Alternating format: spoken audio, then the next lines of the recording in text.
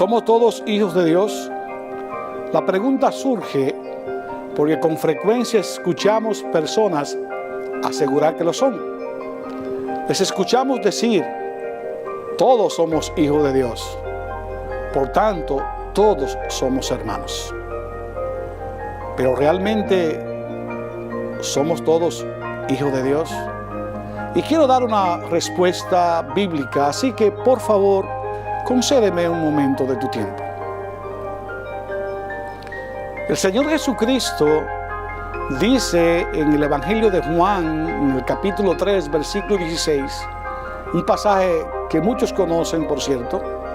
Él dice, porque de tal manera amó Dios al mundo, que dio a su Hijo unigénito para que todo aquel que cree en Él no se pierda, mas tenga vida eterna. Y llamo la atención a la palabra unigénito. Esa palabra significa literalmente único, único de su género. Es decir, que Cristo Jesús es el único Hijo de Dios, engendrado, no creado, de la misma naturaleza del Padre. Ahora bien, la Biblia habla de hijos adoptados por Dios, pero para ser adoptado como hijo de Dios, hay que recibir a Cristo, o lo que es lo mismo, hay que creer, tener fe en Cristo Jesús. Escucha lo que dice el apóstol Juan en su Evangelio, en el capítulo 1, versículo 12. Juan capítulo 1, versículo 12. Dice que todos los que reciben a Cristo tienen el derecho de llegar a ser hijos de Dios. Es decir, a los que creen en su nombre, y añade, a aquellos que no nacieron de sangre, ni de la voluntad de la carne, ni de la voluntad del hombre, sino de Dios.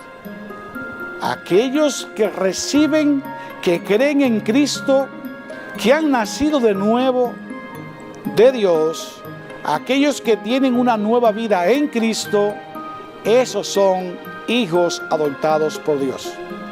Así que para ser hijo de Dios, espiritualmente hablando, hay que nacer de nuevo, ser una nueva persona en Cristo.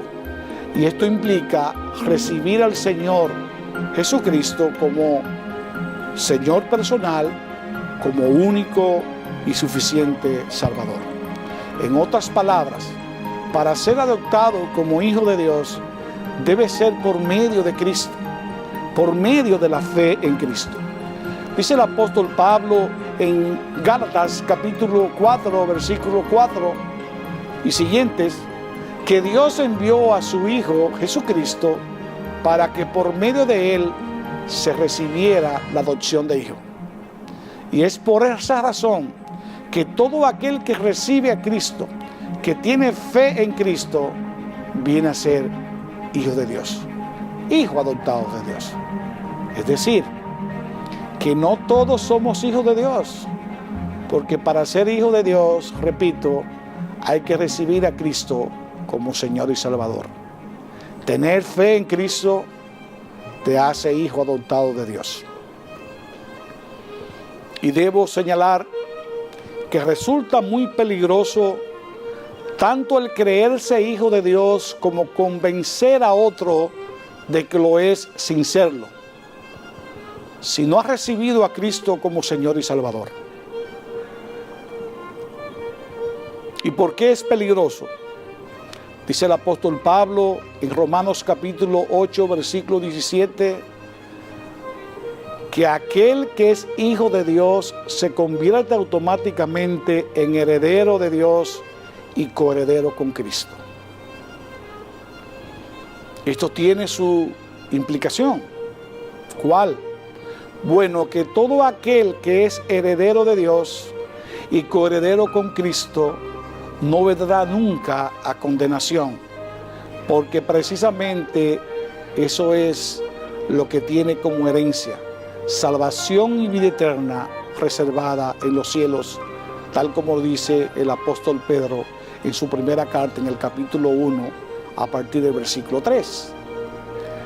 Y es peligroso, muy peligroso, diría catastrófico, tener la expectativa falsa de creer ser hijo de Dios y por ende tener seguridad de salvación y pronto despertar en el infierno.